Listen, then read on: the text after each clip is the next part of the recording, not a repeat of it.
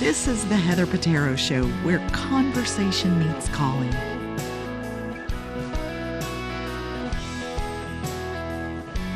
Well, welcome to the Heather Petero Show. I'm Heather Petero, and today we have a guest who lives at the intersection of systems, strategy, and creative genius. Michael Johnson, also known as Mike, is a business consultant and founder of Johnson & Associates. He's helped to drive operational movements at Fortune 500 companies. He's worked towards a doctorate in business focused on strategic leadership and operations management. And casually, he plays 17 instruments, which means if your business is a mess, he can help fix it. And if your event is missing a keyboard player, he can probably fix that too. Welcome to the show, Mike. Oh, thank you so much for having me today. Well, I have to ask right out of the gate, are we talking 17 instruments passably, or are you out here making the rest of us look bad with 17 different master classes? So listen, I was a band head when I was, in my younger days. And so our school, we were always short on instrumentation. And so my band director would forcefully make me learn how to play an instrument for an upcoming concert. So between what we were doing, there would be some concerts where I'm switching between instruments depending on what was being played because, we didn't have a lot of kids there, but it worked. Oh, that's awesome. So before we jump in, go ahead and tell everyone where they can find you online so they can follow your work. No, sure. You can find me in most places at I am Mike Johnson, all one word. I am Mike Johnson, the number 2. That's on Facebook, Instagram, LinkedIn. You can find me there, even on YouTube as well, where we have a series of shorts coming out in the next couple of weeks. That's great. So, Mike, I want the movie trailer version of your story. You're from Brooklyn, raced across the South, and now you're in Charlotte, North Carolina. I mean, that's a whole map. Yes. I'll give you the trailer. So my mother left Brooklyn when we were young, moved to a small town in Virginia called Farmville, Virginia, where I completed high school, went to college in Virginia, approximately junior, senior year, left, went on some touring, landed up at Berklee School of Music in Boston, was there for a few years, took a role out in the Southwest, decided it was time to come back. Well, let's pause. I tried to get all my family to move to Texas, which is a whole nother story for another day, but everyone said they were not leaving New York. They were not leaving the East Coast, and I had lost my plumb mind, but that's another story for another day. But outside of trying to get everybody to move to Texas, I figured that I was the only one out there by myself, decided to come back east, lived in Atlanta for a little bit, and decided that Atlanta was a little bit too busy for my liking. And so I decided to come up north just a little bit, found some balance here in Charlotte that gives me just enough city to keep me busy, but it also has a nice suburban area where I can just come home and raise my daughter in peace. Oh, that's wonderful. So how did moving through different places shape the way you understand people and business? Well, great question. When you're living in a multiplicity of places, right, you see the world through cultural differences, cultural eyes. So you have New York has its own culture. Boston has its own culture. But then you start coming south, and then you get to Virginia. Then you get to Texas. Then you get to Atlanta. Then you get to South. So you start to see the cultural aspects of where people are and what means most to them, right? What matters most to them. You get the cultural aspect, you get the historical aspect, and you start putting those pieces together to meet people exactly where they are. That's great. So was there a moment you realized you weren't just good at business, you were good at making things make sense? Yes, actually, I did some time. I call it doing time in corporate America. I think everyone does it at some point, but did some time in corporate America. And I remember there was an initiative by which I was tasked to spearhead. It was really a test almost to see what can I do versus what I can't. And I remember, connecting the organization with a few institutions externally. And at the end of the run, they said, "Hey, listen, Mike, you saved us 8 figures." I said, "All right, great. That's good news." That beautiful time of year where we start talking about bonuses, bonus structures, payouts. It was the shake of a hand and thank you for what you're doing, and a 2.5% cost of living increase. It was at that moment that I really began to understand that my ideas and my strategies were worth 8 figures. I just needed the right system and the right engine to drive it and drive it forward. Oh, wow. So when you walk into a business for the first time, what's the first thing you notice that tells you, oh, this is why they're stressed? Customer service. Like if we're dealing with a service-based industry, right? I can tell almost the operational setup of a business by how well the consumer is treated the moment they walk through the door. It's something that we call the customer journey, right? So I look at things through two lenses. One as a customer, because again, I'm just coming into your store to figure out something. But the moment I start seeing red flags of things that, I feel that should be happening, my mind switches into, okay, well, how can we make my experience a better experience? And then I'm looking around saying, well, is everyone else experiencing the same thing? So when we map the customer journey from the time someone walks into a business to the time they purchase a product to the follow-up that happens afterwards, it's you have to have a system or such in place to really track those metrics to determine if it's a singular problem or is this a company culture problem? I mean, it's a company cultural problem, then we have to go in and fix how do we change the operational management of what's going on inside. I mean, not every business can be Chick-fil-A, right? I mean, the way that they listen, they cannot. I mean, customer service, some places has become dead, and then in other places it's still thriving. And it seems like and I don't think you have to go to a fine dining restaurant to get good customer service anymore, right? I mean, it's not just about that. We've come to expect that. But there are places, casual dining, Chick-fil-A is such a great example of that, where it's a corporate culture of we treat our employees a certain way and we expect our employees to treat our customers a certain way.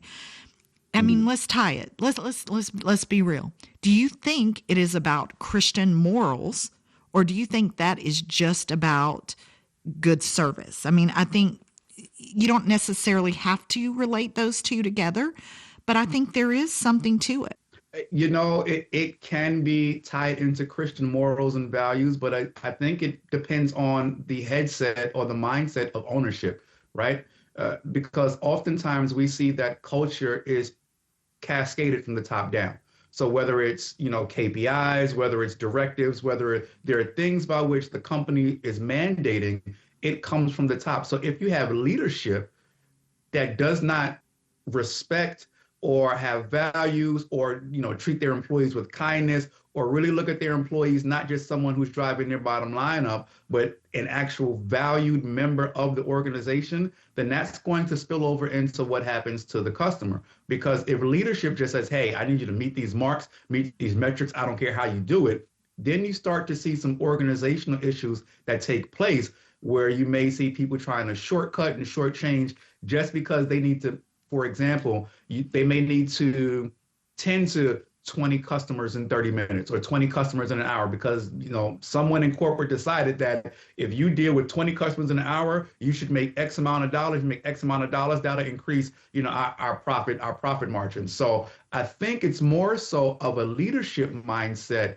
from the top. And again, whether they're Christian or not, because there's been some very successful non-Christian based businesses, but they just understand that you have to treat people with kindness and fairness holistically. And you have to treat people the way you want to be treated. And I think we've lost that in the last 2 generations of parenting. And when you're growing great kids turn into great adults. And the expectation as you're parenting these kids to be kind, compassionate.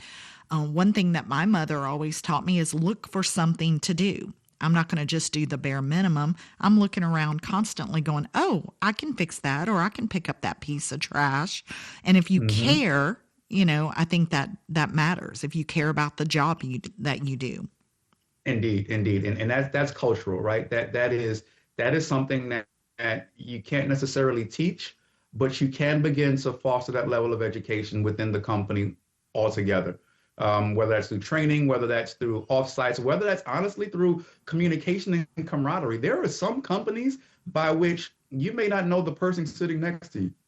And by not knowing the person sitting next to you, a person may take offense or get into defensive mode because they don't understand who they're working with and working around. So I think these core principles of leadership have to cascade from the top down, and the level of organizational management and the level of people management and how you manage people internally as well as how you manage people externally has to come from the top, and it's important, it's critical. So, which place shaped your work style the most? Was it the Brooklyn urgency or the Southern relationship building?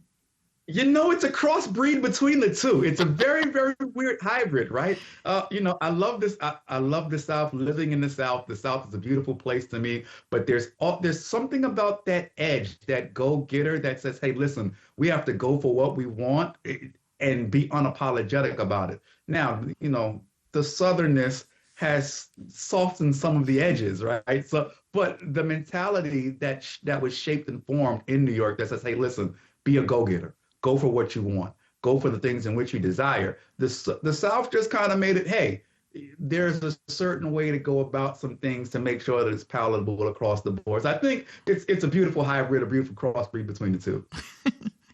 You said something in your questionnaire that I sent you that I'm really obsessed with. It's taking chaos and turning it into a system, and that you are an orchestrator. That's not just a line. I mean, that's a whole calling. Yeah.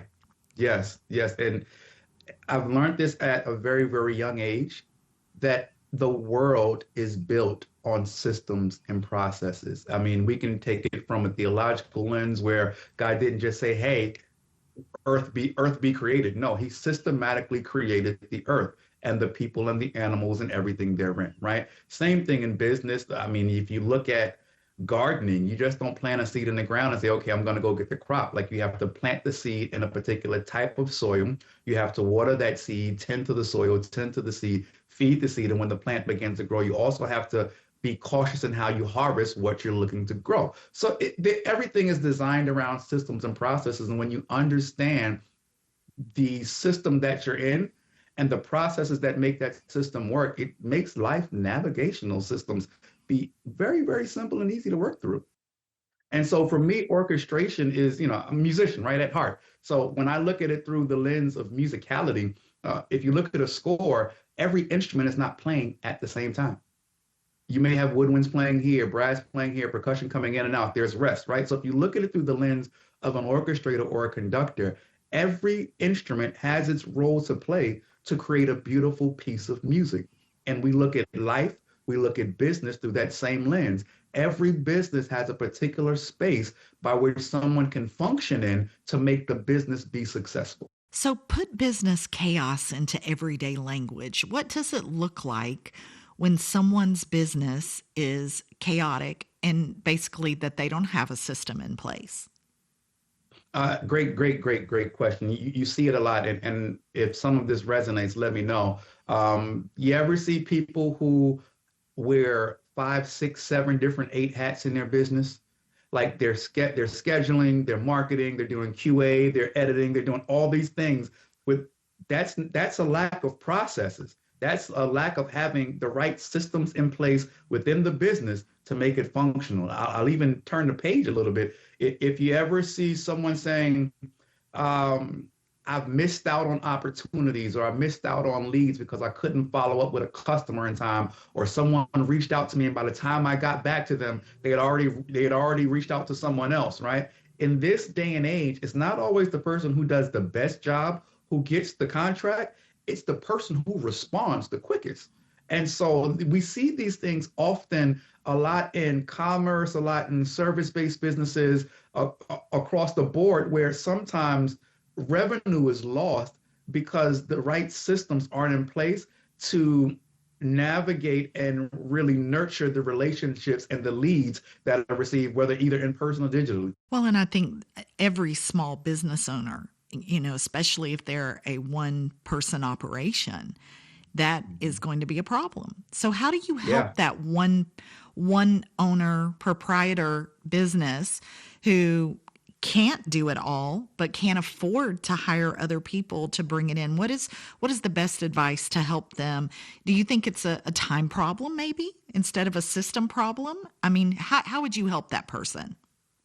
Well, first to understand exactly what are they trying to achieve. That's always the number one question because I don't believe that we can stroke a broad paintbrush on a business and say these things are going to fix every business across the board. So I think step one is to really understand what are you looking to achieve in your business? What are the primary pain points? What are the things you're having the issues with the most? And then take those issues and create a structure around that. What I would say to give the single or the sole proprietorship time back. We live in such a technological space right now that says, hey, listen, there are tools at your disposal that you can have and use to begin to give you time back. Because it's often not necessarily an issue that deals with capability, but more so capacity, right? Do I have the time and space to execute the things in which I need to execute in order to make my business successful?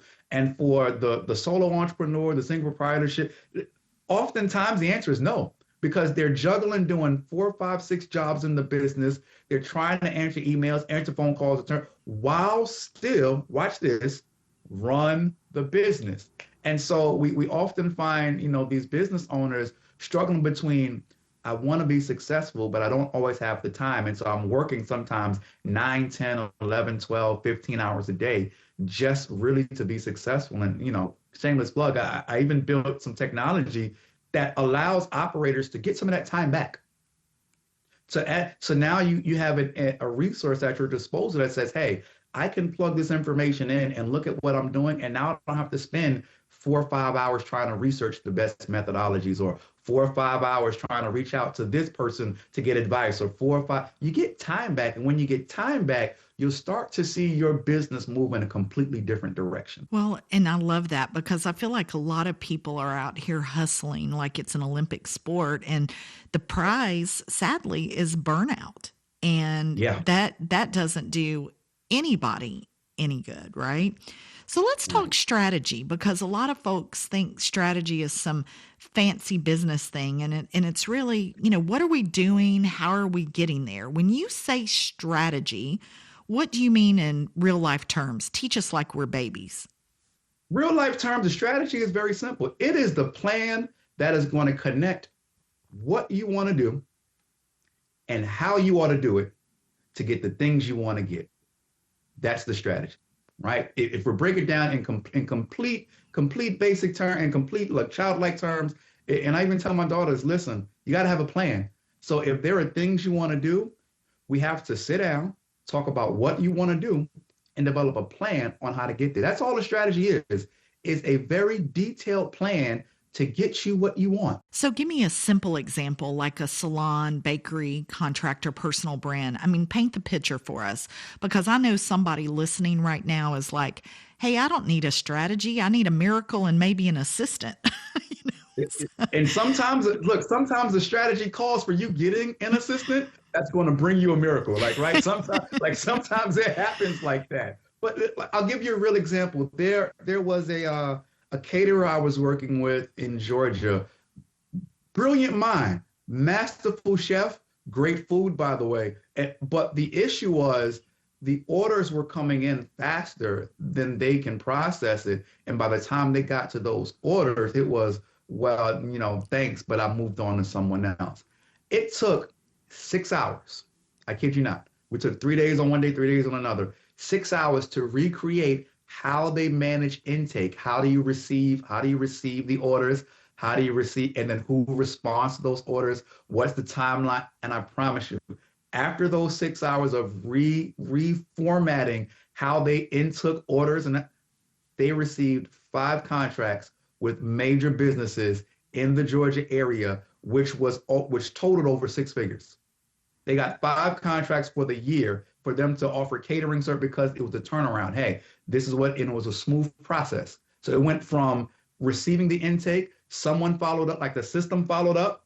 Someone was able to follow it up once they had that information sent over. A phone conversation took place, contract was signed, 5 events took place within the course of 12 months. That's amazing.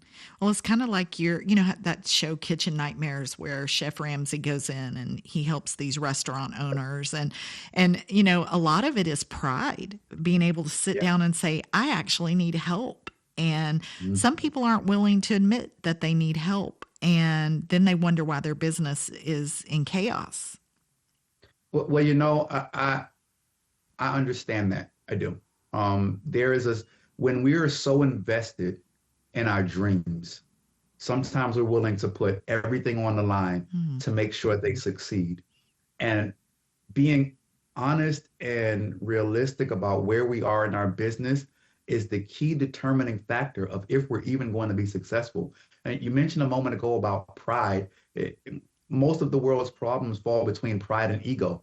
You're too prideful to ask for help, or you think you're untouchable, right? Sometimes within our business, because we've launched out into the entrepreneurial space, sometimes, and I've seen this conversation happen a lot over the last couple of years, is that they don't want to ask for help because everybody watching them already thinks they have it all together. And so by asking for help, sometimes the entrepreneur, the business owner feels as though people may look at them differently, or people, well, you started your own business. What do you mean you don't know and you don't have it? I want to encourage that person on this morning and this afternoon. Forget what people think. This is your dream. And sometimes your dream needs additional resources in order to execute. Just like Rome wasn't built in a day, your business is not going to be built overnight. And so you have to have the right things, and even more so, the right person or persons in your corner that's going to guide you along the way to success. And so you got to let pride go. You have to. Your business won't be successful on day one. There's going to be some things we're going to trip up over. There are going to be some things that we have to learn along the way. But if you have the right people in your corner, if you have the right systems that are built in your business, and you really put some level of framework and some guardrails around that, I can almost guarantee you that you will see a turnaround in your business more sooner than that. Well, I think it boils down to two things. It's two sides of the coin. One side is strategy, and the other side is implementation. It's kind of like, I've got a strategy. I'm going to work out and I'm going to eat all the right foods. But if I keep throwing my workout shorts on the treadmill, that's not implementation, right? So, so we've talked a little bit about strategy. So let's talk about the implementation part. Why do you think? Well, I think I know the answer.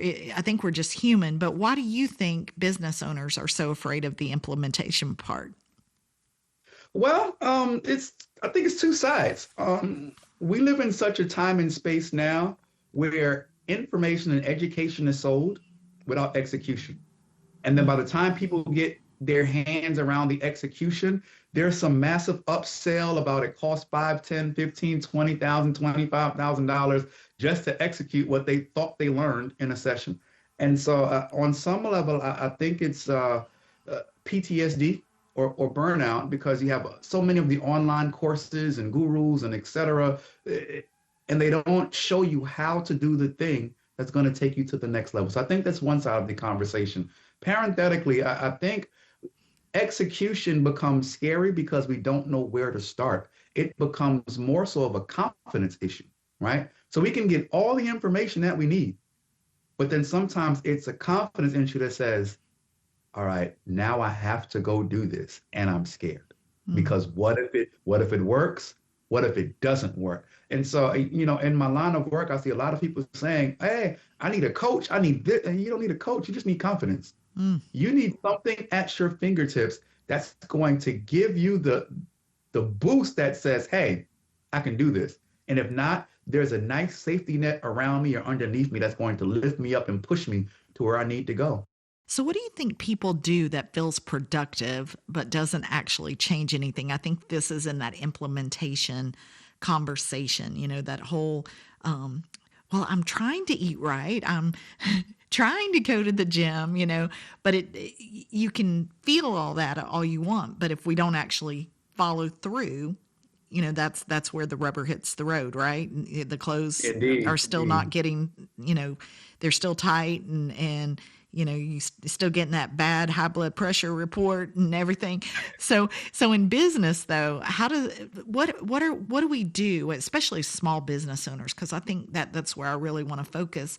We feel like we're doing all this stuff. Well, I'm on social media, but I feel like nothing is changing, talk about that for just a minute.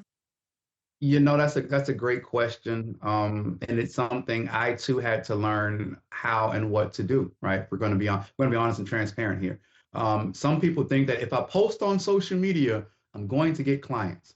No. Some people think that, if I do these things, then, it's going to come. When we look at strategy and planning, there has to be a direction, a pinpointed direction of where you're focusing your energy and your time. And so to the person who's saying, hey, I'm on social media, but I'm not increasing my business. My question would simply be this: who are you talking to on social media? Are you reaching your target audience? Or are you just blasting your product out there or your services out there in hopes that somebody will see it and say, hey, I need that too? Then here's the next question: what differentiates you from the 1,400 other people doing the same thing, right? So we have to, in terms of strategy, we have to build something that highlights your strength, your company's strength, your business's output. Like, what do you do that makes you so special that says, I need to come talk to you right now, this minute, to come fix my problem? When you're posting, are you addressing the pain points of your customers? When people see your media post online, do they say, you know what? He or she is talking directly to me. I have that problem too. I need to reach out to them and say, hey, listen, how can you help me fix this? Because I've been having this problem for the last 5 years and I need help right now. So it's all about the marketing. It's all about what you're putting out and how frequent you're putting it out as well. So, what is one small system that any business owner can set up this week to reduce stress and chaos in their business? I mean, immediately, is there something that they can do that would be an immediate thing to reduce that pain point? Yes, two things they can do immediately. First, look at their CRM, which is a customer relation management system, right? That, if you look at it in terms of a funnel, the CRM allows you to take the data, filter it through your system, and then figure out who you're speaking to, how you want to talk to them, how you want to reach out to them, and begin to, we'll hear this word a lot in 2026 and moving on. It's called automation. You have to have some level of automation in your business because automation gives you time back. And so when you create these workflows within your CRM and you begin to automate certain tasks in your business, you will then begin to see, oh, I don't have to do that anymore. I used to reach out to 5, 10, 200 people a day, but now I have a system in place that does it for me. And to the people who say, well, I want to still give it a human touch, you still can. Automation does not mean completely be devoid of human engagement and human interaction. Automation simply means that there is some part of that process that's going to do the work for you. And now you have a way to manage that flow and manage the data that you receive. That's one. And then two, honestly, shameless plug, but not so shameless plug, tap into the operator's desk, right? The operator's desk is an AI driven 24/7 platform that has been created to give business owners the answers they need right at their fingertips for a fraction of what traditional consulting costs. So a lot of times we'll say, well, I can't hire a coach or I can't hire a consulting firm because they cost too much. Well, the operators, this is taking all of that information, package it into one app, one platform, and now you have this information at your fingertips for, when I say a fraction, I mean a complete fraction of the cost of traditional consulting costs. Now you have access to information 24/7. You're not worried about, I need to make an appointment and they may not have time to meet with me for another day, 2 days, 5 days, or a week. Now you have access at your fingertips when inspiration hits at 2 o'clock in the morning. Don't call me at 2 a.m. I mean, you can, but please don't call me at 2 o'clock in the morning, right? Like if inspiration hits at 2 a.m., you can just go in and type the question and work out a plan, and it'll give you a plan specifically for your business that says, hey, let's work through these steps. It's customizable for your business at any given point in time. Well, we're going to talk about the operator's desk here in just a bit. But you said that something that people might not expect is that you love talking about God, business, and the relationship between them. We kind of touched on that a minute ago. But when business gets intense, pressure, money, ego, fear, whatever that may be, it might be employees quitting. What helps a business owner stay grounded? That is a very, very great question. And I think the owner has to, one, take onus within themselves to figure out what centers them. For me, prayer works. I talk to God every morning and says, this is how I wake up. Lord, what are we doing today? Because I've learned the hard way that my plans often get turned upside down, left and thrown right. So I wake up in the morning and submit my plan to his and say, well, Lord, what are we doing today? Right. And from there, it's a matter of being open and understanding of the direction. Now, yes, I'm not saying just, free for all and just say, okay, there's no direction, but understand that there is a place of centrality that exists in your connection to the divine that says, you know what? I'm going to submit my will to the divine and let the divine order my footsteps and guide my footsteps in each and every way that I'm going to run my business. So for the employer who's dealing with employee issues and people are quitting and you're trying to navigate that space, one, center yourself. And then two, honestly, ask yourself the hard questions. Why are they leaving? Is there something like there's an introspective space in leadership that has to take place. If you're seeing a large number of attrition and a lot of people leaving the company or the business, or you're losing clients, or you're losing vendors, or you're seeing loss after loss after loss after loss after loss, leadership says we then have to look inward and ask, what is going on that I am not seeing? Now we can pray about that and say, Lord, show me. We can really look at our business operating model and say, where are the gaps? Where are the holes? We can honestly ask people, hey, this may not be comfortable for me, but I'm curious. What caused you to no longer want to work here? What was the straw that broke the camel's back here that says, hey, listen, what was it that really made you turn and say, I no longer want to be affiliated or associated and or connected to the business? Because it starts at the top. The onus of running a business starts with the leadership. And so as leaders, sometimes, we have to ask ourselves the difficult questions that says, what can I do differently? And when you receive that information, don't take it personally, but look at it objectively and say, I need to look into this and investigate this further to make sure that this isn't a systematic issue or a one-off issue. If it's one employee, okay, great. But if I'm seeing the same information and deliver it in some way, shape, form, or fashion, whether it's from an employee, whether it's from a potential client, whether it's from current clients that no longer want to do business with you, or you aren't seeing people repeating sales or repeating using your business, you have to ask yourself at some level, is there something that I can fix, adjust, or do better to transform my business? Because you want your customer to have a very elongated experience when you don't want them to come and buy once.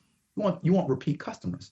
You want them to come back and use your services, buy your products, and even further, tell people about it, right? Like the biggest marketing that can happen is word of mouth. Like, hey, listen, I use this and it is great. You need to go try it out for yourself. But that would never happen if there are some internal mechanisms that's not resonating with the customer. And as leadership, we aren't seeing it and addressing it. So whether the business owner is faith-based or not, it all boils down to taking a look at themselves, because money is loud, ego is loud, anxiety is loud. And sometimes God is like, baby, breathe and close your laptop for 5 minutes, right? Yes. Yes. It's time to put the mirror in front if your business is chaotic. And I love that we don't think about as business is chaotic. We think about business being bad, or we think about business being good, or filling in another adjective there.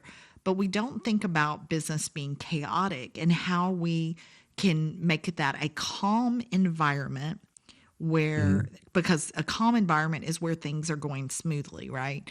So we want our business to be that way too. Yeah. And watch this. Sometimes we confuse being busy with being productive. Right.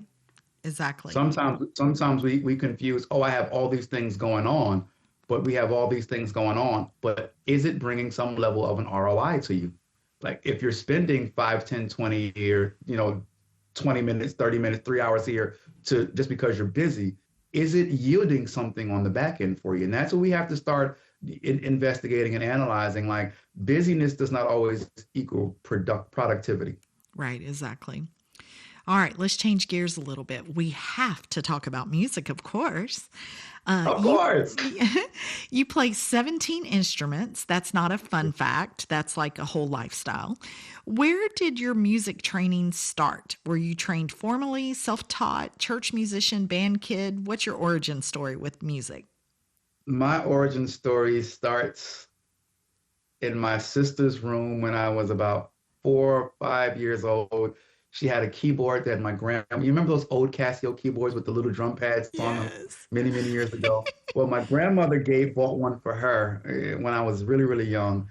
And I remember coming in after school and I would sneak in her room under her bed and just start tinkering around on it, like playing. That was back when you had to like listen to your song on the radio, hit record if you wanted to hear it again, and then go back and listen to it again, right? I might be telling my age here, but that's okay. It's okay. It's all good, right?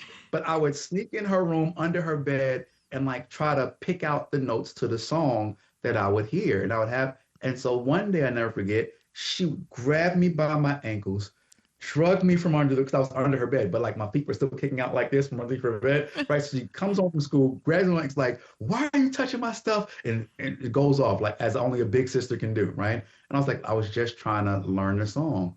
He's like, well, play it then. So when I was playing it and the note started to sound like what was on the tape, she was like, wait a minute, you really like you're not just like trying to break my stuff, you're really trying to learn how to play. So she's like, don't sneak in my room, I'll let you play it. And that's what it was. And so I would take her keyboard. I remember the first song I learned, it was a gospel piece by the late Timothy Wright. It was called Trouble Don't Last Always, right? Yeah. That was the first song I ever learned how to play on the keyboard, and it went from there to church. And I remember I used to go to church and watch this guy play organ all the time.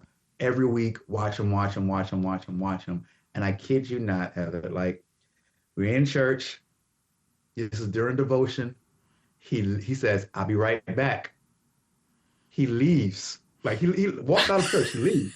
I'm sitting next to him on the organ. My feet are dangling. And in my mind, I'm like, people looking at me like, well, what you about to do? And I'm like, first of all, I'm 6. I don't know what I'm about to do. Like, because my feet can barely touch the pedals. So I'm like half standing up, half sitting on the bench. And they're singing, and I only knew like 5 or 6 chords. So I'm trying to play, sounded horrible. He comes back in, I kid you not, honest to God, with a hero sandwich, some chips and a soda, walks past me while I'm on the organ struggling, goes in the back, eats, chills out, and then comes back before devotion was over. It's like, all right, let me show you. And he's like, you should have did this, you should have did this. And I was like, what? Horrified. That was my first time ever playing Trial under organ fire. in church. By fire. Like by fire. There was no other way to put it. And he was like, well, now let me show you. Like, now I see that you've actually been paying attention. Like, now let me show you. Like, let me, because you sitting next to somebody for that long, they're thinking, oh, you just taking up space. He's like, no, let's see what you learn. You've been sitting here a week after week after week watching me do this. What have you picked up? And once you saw that I know a couple of chords here and there, you're like, okay, you are paying attention. Let me show you. This is what you do. This is how you follow. This is where, and that's where it kicked off for me. Well, that sounds very similar to how you would help someone in the business field then, doesn't it? Let me show you how to do this. And they get that part down. And then now let me show you how to do this part, right? Yeah. So I'm curious, do you read music, play by ear, or I do. both? I Okay. do both. So we fast forward many years later from playing by ear in church to, middle and high school band, started on trumpet. I was explaining earlier that we were short on, students, so my band director made me learn how to play multiple instruments, right? So all brass, concert, percussion, I can play and play them well and play fluently, read music for them, to transpose, compose for them as well. I didn't have my first piano lesson reading music until college, which was strange because I've been playing piano and organ all those years. So I get there I'm at Hampton, freshman year, and I remember my professor, Dr. Harris, and he's we're in our office, he's reading a newspaper. I'm trying to play a beret, a Bach beret, right? And so he's reading the paper. He's like, play it again. He's like, play it again. I said, I played it right. He said, Michael, I've been playing this song for over 50 years. You are making it up. What you think that should be on the sheet, look at the sheet, go back and play it again. So I was Mm. like, this is about to be difficult. So that's how I learned how to sit and methodically learn how to play and Yes. read music and do all those things. So, I've been playing by ear for at that point about 12 years now, playing by ear piano and organ, and Right. then learning how to read, for brass and percussion. So, but to play piano, he was like, no, we're going to do it the right way. Fundamentals. Do it again. Wow. While he was reading the paper. And that's how I learned how to play piano and read for piano, et cetera, across the board. Richard Smallwood just passed away recently, and there was a big, huge debate online about total praise and how many people are playing it wrong, but probably because they're not reading the music. And so many of these musicians are playing it by ear and they don't catch the nuances that are of the chords of the voicing. And so it was just hilarious to me how many people were already arguing over total praise and how it wasn't played correctly, or how the choir was not singing the right notes because it was not voiced correctly. And I think that is a reading issue, with knowing how to read music. And because so many, especially in the gospel arena, they in the gospel culture, they only know how to play by ear. I've got a great Hmm. friend who he was actually the MD at my wedding, and wonderful gospel musician, and only played by ear. And I read music. I'm a trained musician in that sense. And so I always would tease him. I said, if somehow we were magically combined into one person, we'd be like the consummate musician, you know? So when you're It's like stuck, wonders when powers activate, right? yeah, Remember that? exactly, It's like wonders when exactly. powers is what it was. Exactly. So I have to know, so when you're stuck on a complex business problem, do you pick up one of those 17 instruments that you know how to play and you kind of play your way through a solution? And which instrument is your problem solving instrument, your superpower instrument? Believe it or not, it was trumpet until I'll give you a quick story. I was I found myself trying to be like on the roof playing trumpet in the rain on like a rainy night on my roof. Lightning struck and almost got me. I said, I'll never do this again. So that was used to my relaxing instruments is go on the roof and play trumpet. But when that happened, I said, you know what? Too close for comfort. I'm gonna go back to the piano because it's a little bit safer. It's inside. Like, yeah, but for years, like I'd go on the roof, just grab my trumpet and just go, just like play whatever came to my head. But Wow. when that happened, I said, no, we got to be a little Yeah. bit safer. We got a little more caution, right? Don't want metal outside when it's raining. That's But that hilarious. was my thing. I was like, all right, I'm gonna do it. I'm gonna clear my mind. I'm gonna make it happen. And that close encounter happened. I said, yeah, I'm gonna go back to playing the piano inside. So now, if I have a complex problem, it's less about the playing of the instruments, what I listen to. So I'll listen to Stravinsky. I'll listen to, believe it or not, I love Sousa marches, I do because too. it's the methodicism, right, of what's going on in time and tempo that just allows my mind to lock in. And so as it's locked in, I'm thinking of all the things that's going on in the song, and it's like okay, and then I just go to a place where I'm thinking of what I'm trying to solve, and I match the issues to what I'm hearing, whether it's the melody, the counter melody, or what's going on with percussion. Like I match it to that and then figure out a way to swirl it together. And then somehow I'm able to see it from about a 10, 20,000 foot view. And Wow. I'm watching the whole thing play itself out. And that's how I find my way to a solution. Oh, that's awesome. So were you a marching band nerd? Yes, marching band, Yay. DCI, you name it, I Oh, did it. Like marching band, DCI, jazz band, symphonic winds. If there were a band to be had, I think I may have stepped in and played. oh, that's amazing. So I want to connect this. How does being a musician make you a better business consultant? No, we've been dancing around this for a lot of the conversation now, right? For me, music is a level of art and mathematics, right? When we look at music, there's a level of creativity, but there's also a scientific method that it exists in music. Like every note has a length, Yes. and you put a combination of notes together. So you're looking at through a lens of mathematics, which is scientific, and art, which is creativity. So if you take those two lenses and apply it into business, sometimes you have to find a scientific method to create an answer to a problem. And sometimes you have to be creative, say, okay, we've tried all the textbook things, but what if we just try this over here?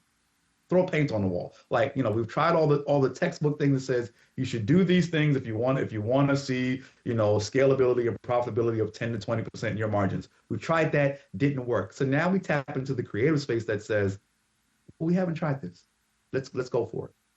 That's Like, great. let's build a plan around it. We'll go for it. If it works, great. If it doesn't, we're in no worse shape than what we are right now. But we're going to put forth a little bit of effort and creativity, and then marry it to the mathematics and see what happens then. And there's that strategy and implementation again, for sure. You'll see a common thread, I promise you. Yeah. So if your consulting style was a genre of music, what would it be and Ooh. why? And please don't say free jazz unless you're warning us.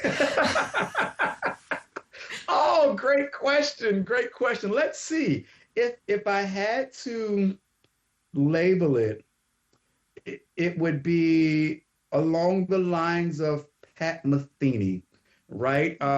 It's structured, but it's fusion, but it lands you to a place where once everything lands on that one, it kind of it tells a story, but it locks in and lands you someplace. So if I had to give it a musical genre or a person, it lands somewhere in Pat Metheny's range. I love that.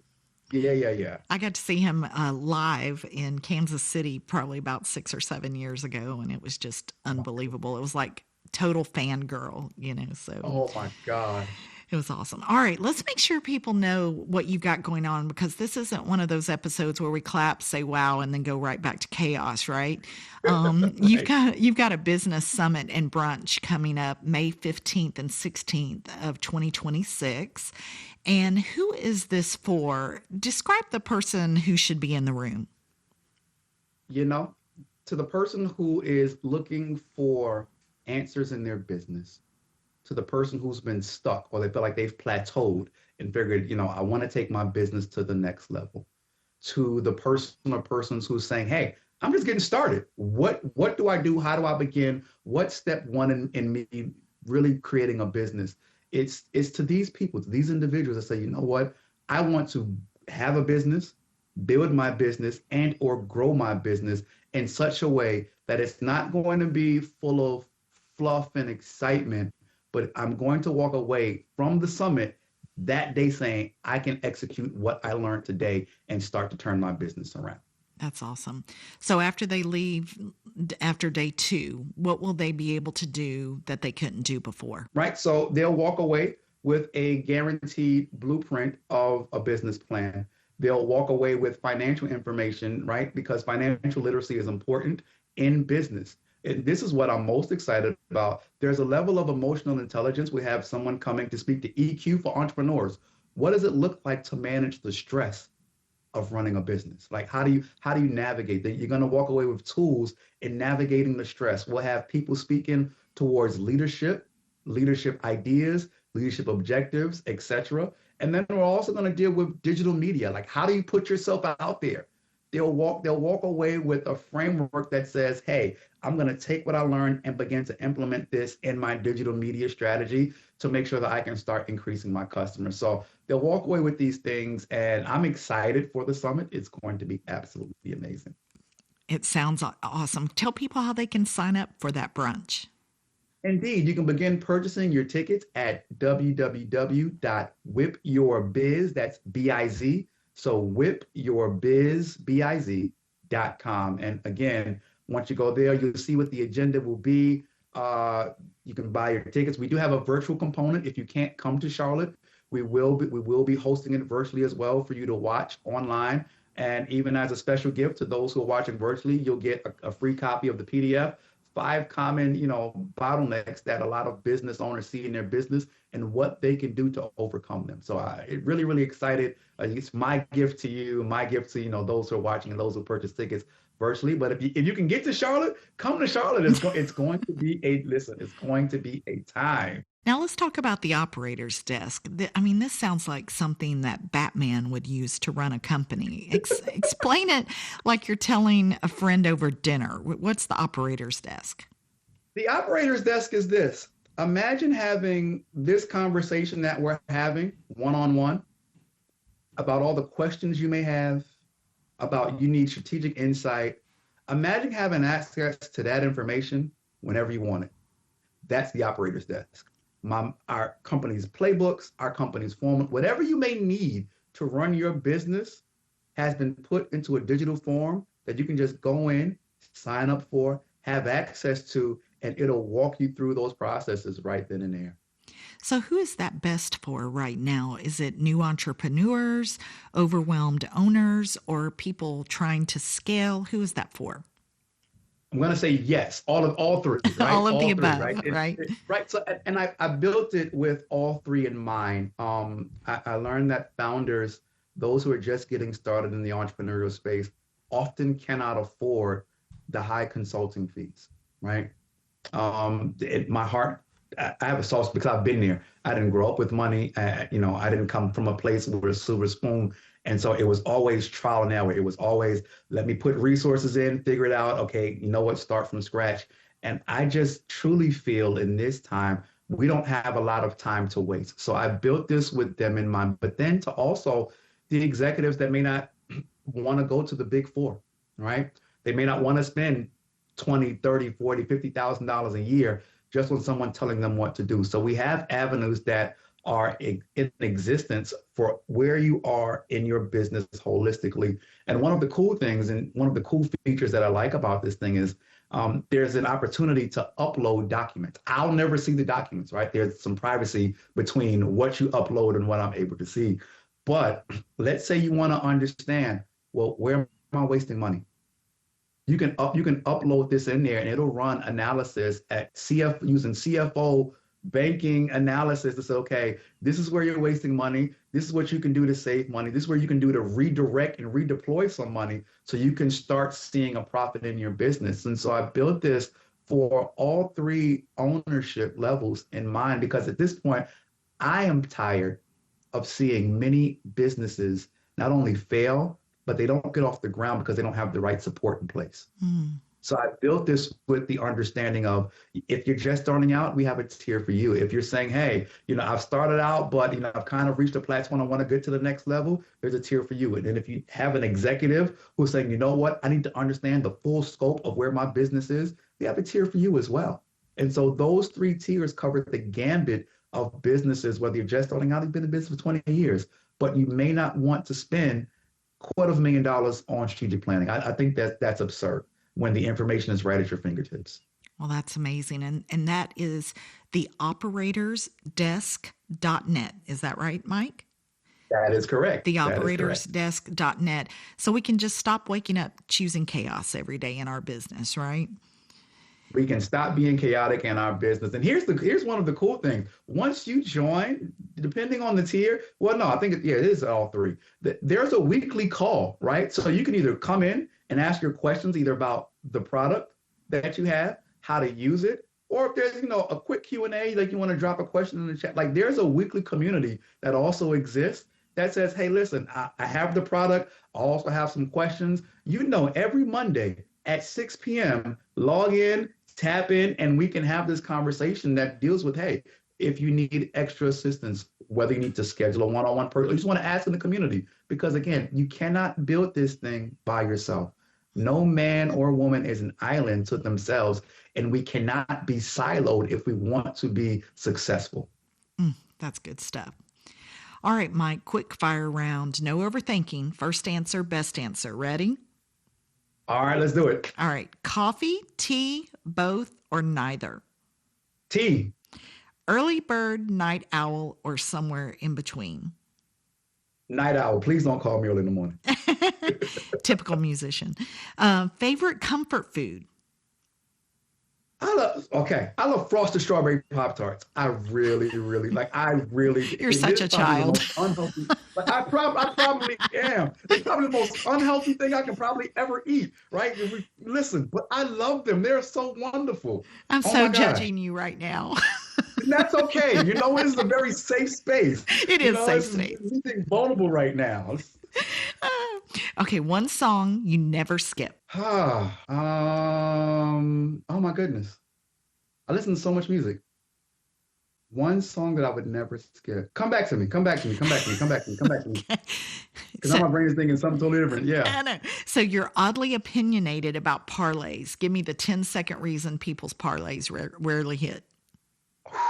All right. So we talked about mathematics and creativity. Running the numbers, there's about a 5 to 8% variance on how parlays hit. So that means you can go 5, 6, 7, 8 legs on your parlay, right? Ran the numbers, but you'll always miss by one because the way the numbers are stacked, it's not going to always line themselves up. And 2 or 3 legs won't really pay you out as much. So we ran the numbers, and because again, we want to understand what people are doing, like mathematically in business across the board. And apparently, like these parlays are everywhere. So I wanted to figure out what's the big deal, right? Why is everyone so? And so when running the numbers, you'll never really win. It's set up, it's designed. Look, look at me. Don't do it. Don't do it. You don't have to worry It's about me designed for you doing to that. fail. The Like, house don't is do going it. to It's designed always for you to fail. win. That's just the way The it is. house will always win. Yeah, but it gives you just enough hope so you think you're gonna win, but they'll always get theirs on the back end. Yeah. It's worse than Vegas. Oh, yeah. So you have to keep one instrument and give up the other 16. Which one survives? Piano, hands down. Awesome. Most that almost actually makes up for the Pop-Tarts. Okay. So most common small mistake that quietly cost businesses money. Not following up with leads. Um, it's one of those things where when you go to networking events, when you meet people and people reach out about your business and you don't follow up on time, that costs money, and it on 2 levels. Financially, because you don't get the sale, but also reputationally because you're now known as someone who is non-responsive. So when you look at it through those 2 lenses, you lose money twice. You lose money on the immediate sale, and then you also lose money because now, we say the best marketing is someone telling people about your business. It can also work the opposite way as well. Someone can tell them not to use your business because you never respond on time. Wow. So finish this sentence. Most people don't need more motivation. They need more, I want to say courage. Like they need to know that they can do it. Like they need to understand that, hey, listen, you don't need motivation. You don't need the rah-rah. You just need the courage to go off and be great. Finish this sentence. A strategy without implementation is. A strategy without implementation is honestly a disaster waiting to happen. It's a dream. It is a dream. If you have all these ideas but fail to execute, you are dreaming. And dreams don't build businesses by themselves. Oh, that's good stuff right there. I mean, this has been a whole masterclass for sure. So I want to land the plane with 2 takeaways you shared because they're the kind of truth people need on a hard week. First, no matter what you decide to do, work a 9 to 5, start a company, write a book, dance in the rain, remember your why. That why will guide you when things feel heavy. Can you talk a little bit more about that? Yeah, I say that because it's something that I've lived. As I was pursuing the doctorate, I was also writing a book. I was also being full-time father, was also navigating, right, going to gymnastics practices and gymnastics meets and all these things, right, all while still managing life and building the business. And so when you remember why, when all the chaos is going around you, when all those things are happening, and you can sit back and say, why am I even doing this? It brings you back to day one. It reignites the spark that made you want to start the business or write the book or whatever that thing was. That why brings you back to your square one and reinvigorates you and re-energizes you to keep moving, even when everything else around you seems as though it's falling apart. And your second thing was Rome wasn't built in a day. Neither should you expect your dreams to magically happen overnight. But if you don't quit, if you stay the course, you'll see the beauty in what you're building. Yeah. Yeah. Sometimes we live in a very microwavable society where business owners and entrepreneurs and whomever look at the 30-second, 45-second sound clip on Instagram, TikTok, Facebook, whatever social media platform you like to fancy. Even LinkedIn has them now, right? They see these clips or these articles that show, hey, I did this, you can do this. And they think that they ought to be successful in a short period of time. When you're building a home, they often say you have to build twice as deep to go half as high. And when you're doing those things, it's not going to be something that's going to happen automatically and overnight. When you're digging, you have to make sure that, you know what, your foundation is so secure that everything around it and everything on top of it can be sustained. And that is the purpose of building a business. It's not just for success, it's for sustainable success. Because you can have it all and lose it all. And then you have to ask yourself, why were you doing it? But if you can build something that is successful and you can sustain that success, therein lies the true beauty of entrepreneurship. Oh, that's amazing. Well, Mike, thank you so much for joining us today. This has been wonderful. Hey, listen, all right, so what's the one song you wouldn't skip? You know what? If I'm thinking about it now, the one song that I would never ever skip is a Stevie Wonder. Is a Stevie Wonder classic. There's Ribbon in the Sky. I would never skip that. It's a beautiful love song, and it's just so harmoniously and beautifully written. When I think about it, it's so warm. It's so warm. There we go. Now we know. So friends, if this helped you, share it with the business owner who's currently building the plane while flying it. And if the plane is on fire and the pilot is also doing payroll, I know Mike's program can help you. And I hope you'll check out the operatorsdesk.net. You can find Mike on Facebook at I Am Mike Johnson. Instagram, I Am Mike Johnson and the number 2. He's also on YouTube. And hey, don't forget to check out that summit in May, whipyourbiz.com. And of course, the Operators Desk, I just mentioned, make sure that's the operatorsdesk.net. Hey, Mike, thanks for joining us today. We've so enjoyed having you. Thank you so much for having me. Look, it's been a pleasure to be here. And listen, I look forward to hearing from you and your guests more time soon. Thank you. You've been listening to the Heather Petero Show, produced by Heather Petero Studios. Connect with us on Facebook or Instagram, or visit heatherpetero.com. Until next time, stay creative and live on purpose.